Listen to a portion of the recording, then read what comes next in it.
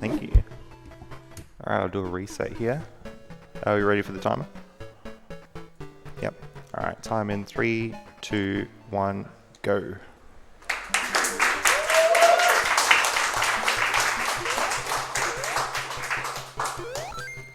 Alright, so this is Sonic on the Master System, kind of similar to the Mega Drive Genesis version, but a few differences here. It's not too broken.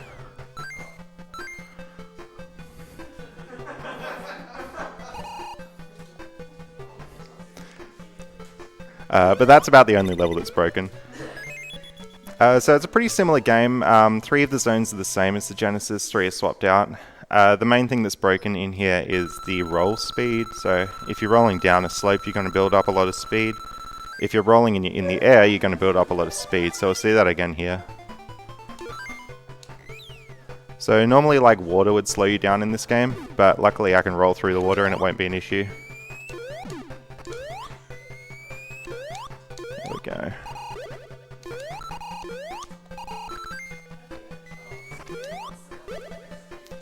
And we're going to see some more rolling at the end here. If I go too fast here, I will soft lock the game. So I'm going to pull it back a bit. And there we go. You can go straight off the end of the level there and just go right forever. It's pretty embarrassing when it happens. So this game has a structure. It's 3 acts per zone. The third one is a boss act. With the Master System version, the boss level is literally just a boss. That's it. So there's no rings here or anything. You can get a shield from the previous level and bring it in, and that will get you an extra hit on the boss, but the shield causes a lot of lag, so we're going to avoid that. So bosses are pretty scary in this game having no rings, but this boss isn't too scary actually.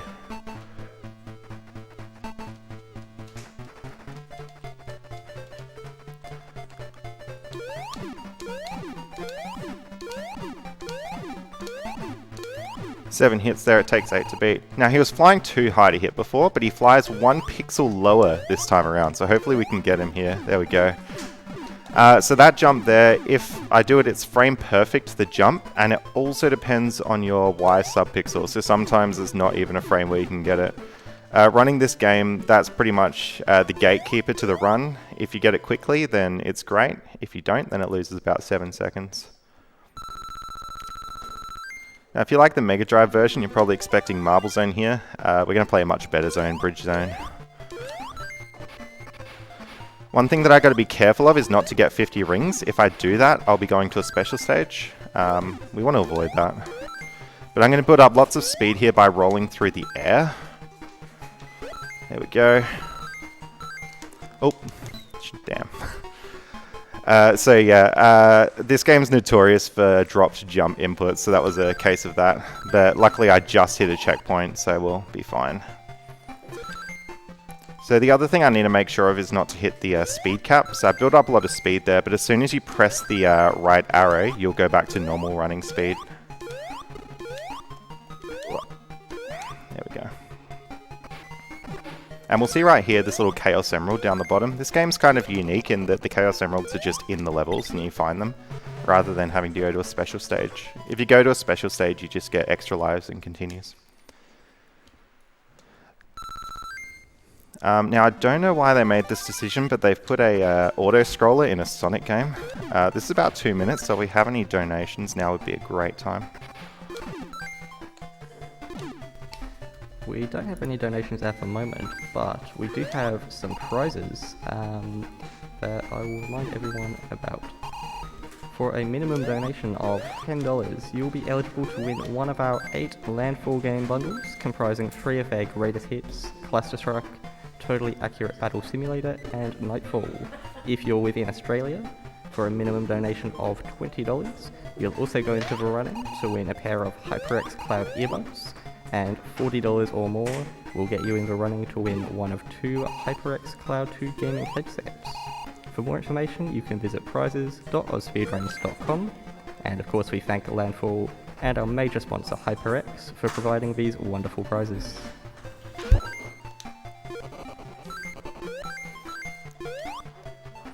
Alright, so although this is an auto-scroller, part of the main tech here is lag reduction, so I'm trying to kill all the enemies as soon as they appear, and any boxes or anything that are causing lag. You can actually gain or lose up to about 1 or 2 seconds on this level just from your lag reduction alone. And I also got a secret extra life before. There's a hidden extra life in every level here. So this game has an interesting 100% speedrun. It's not just a matter of collecting all the emeralds, you also need to get all the lives and go to all the special stages.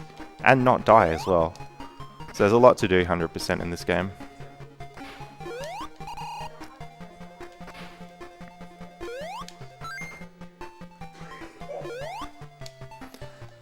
Now this section here, if you don't do any strategies, can get really laggy. The bridge piece is full, so I'm going to take it just one by one. If you run straight across, all of them fall at once and it lags the game. Probably lose you about 2 or 3 seconds. One small note to make, I'm going to be jumping atop the signpost and hitting it with really low speed. If you hit it with high speed, then it flies up in the air and takes about 3 or 4 seconds to come down. So that's part of the optimization for real time we do here. This boss is going to come up on a random side. We won't know what it is till he comes up. And I'm going to get a 4-4 on the boss, so 4 hits this time, 4 next time. If you're really brave, then you can guess where he's going to come up and go for a 5-3. But if you get it wrong, then you're dead. And it's not really good to die straight after a 2-minute auto-scroller.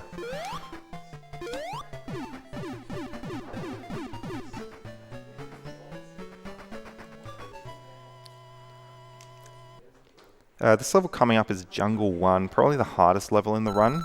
There's a lot of speed management and some really big jumps that you can die easily. Pretty much half the level is a bottomless pit. This game loves bottomless pits, so you got to be really careful of those. Bounce off the crab, there we go. When I do these big jumps, I'm not pressing the right button. If I do, I'll hit the speed cap. Same as in the water. If I press right when I land in the water, I go down to a third of walking speed, which would be really bad. Now the scariest bit's coming up. I'm going to do a big bounce off the ramp here. And try not to fall in any water. There we go.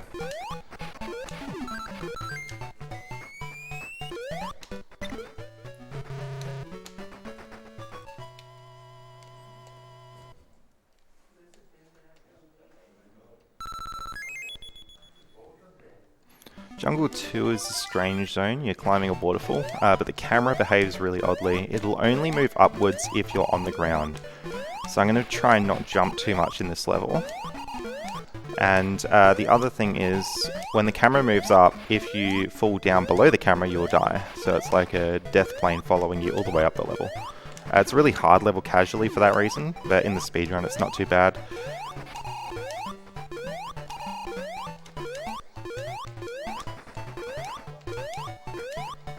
Now you might be wondering, can I just remember the entire level and go up off camera? Unfortunately the answer is no, because these moving platforms coming up here only load in once they're on screen. So even the tabs for this level wouldn't be much quicker.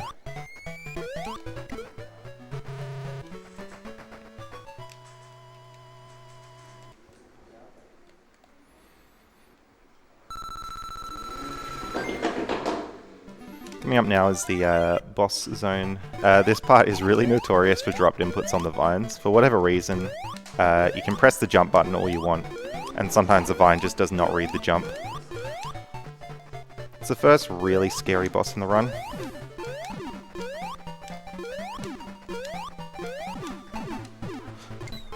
That's why.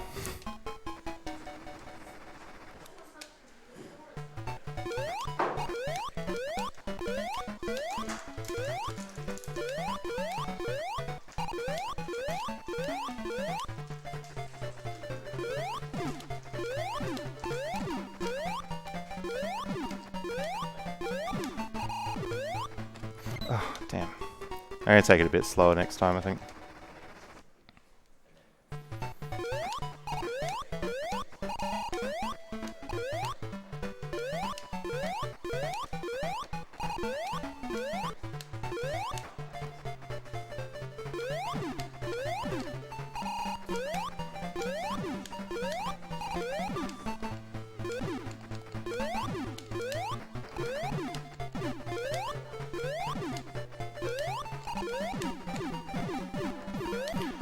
So even after you beat the boss, if his cannonballs are still there, you can actually hit them on the way out and die anyway.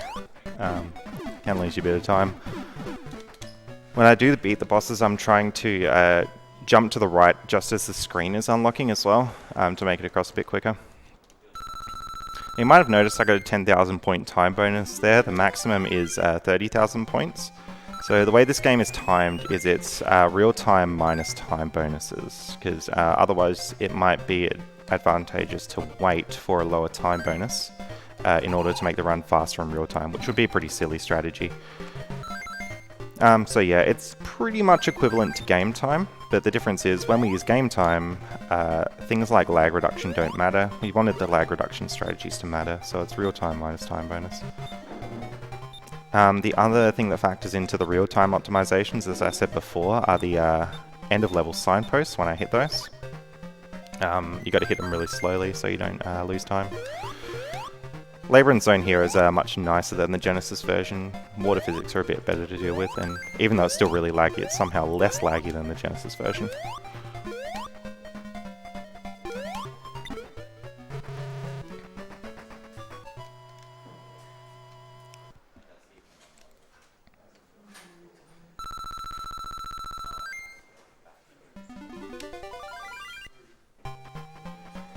Now I have some speed cap shenanigans in this zone here. As long as I don't press left here, I won't hit the speed cap. We can go really fast underwater. Same thing here, rolling off the enemy.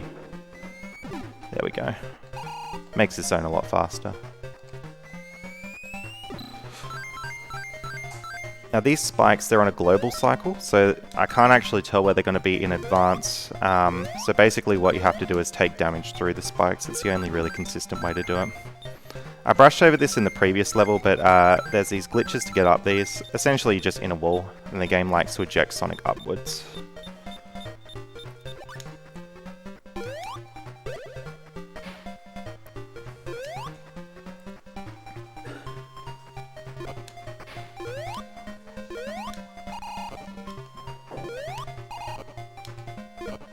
And the game designers had a lot of fun here. They put a Chaos Emerald in the spikes down there for some reason.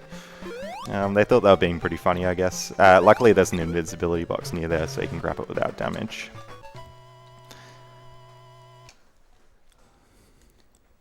This level coming up, Labyrinth Boss. Probably not the hardest level in the run, but maybe the scariest level in the run.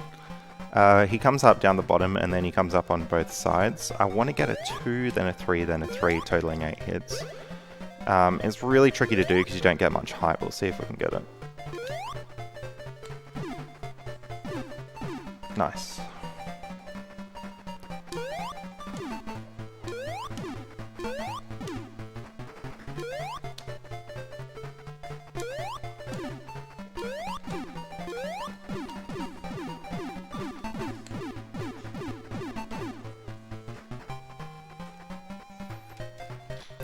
Alright, that one was still way better than my PV, which lost about 10-15 seconds there. It's really easy to die because you don't get much height off the bounce, and even if you do, he may still hit you with his bullets. It is possible to hit him 3 times at the start, so you get a 3-3-2, but it doesn't save much time at all. Alright, Scrap Marine's a bit easier than the Genesis version, but it is easy to get lost in the last bit. The main thing to optimize here are these doors that are opening and closing. It's optimal to roll underneath them, but if you mess it up then you'll lose a lot of time, so it's best to just walk through them.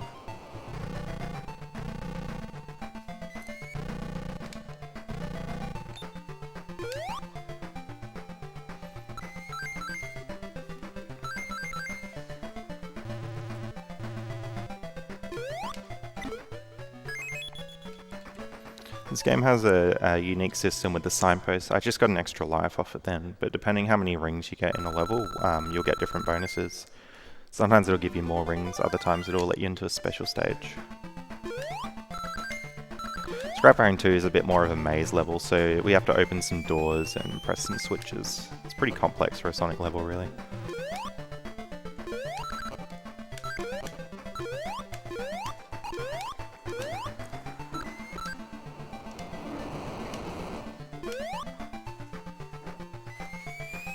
And this ring coming up is kind of tricky. You've got to fall down the chute, but get into a small tunnel, but you need to mess with your jump like that. There we go. So you need some speed to get into the tunnel. You can't just hold right against the wall. It saves about 10 seconds compared to running down there, so it's definitely worth going for. There I've opened the left of those two doors and closed the right door. I want to go left eventually. Now that death was on purpose. I have a checkpoint set up here, and now the left door's still open, the right door's closed, so I can get through to the left. That death saves quite a bit of time, because otherwise you'd have to go all the way back down through the level again, and then come up through the top.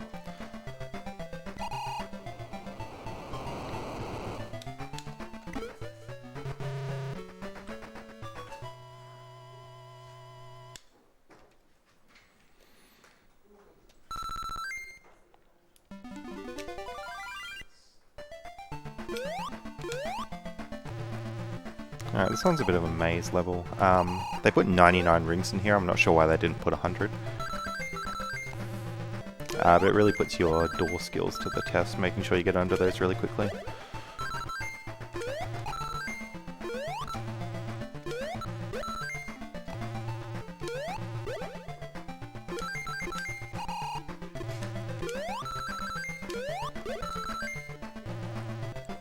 And they don't have a boss for this level, just Robotnik.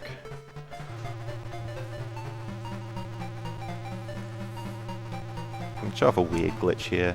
You can get stuck in that little bit. I don't know why it works, it just works. When I was growing up, we had a theory that platform came back down for Tails. Of course, Tails wasn't invented yet, but that didn't stop us. Now this level coming up is all based on cycles here. The lightning will strike, and you've got to get in between it. Conveniently, the cycles are exactly the same when you play it, unless you die, in which case they will reset and be like a different cycle.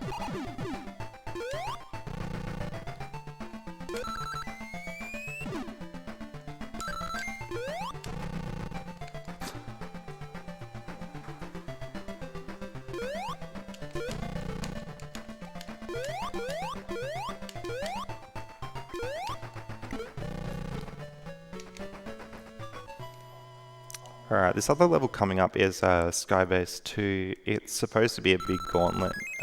It's like really hard if you do it properly, but there's a skip for most of it.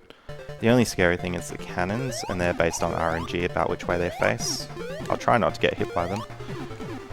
There we go. Now you've basically got that ladder to the left, but if you just jump up to the right, you can go straight to the end of the level.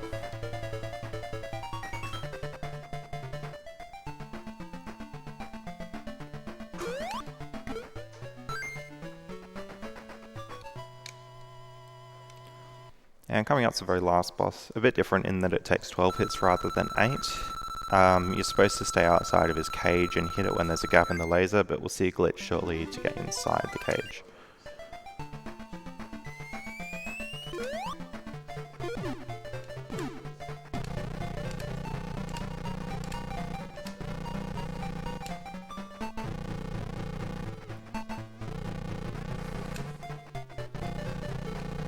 And time's coming up in a sec. And time.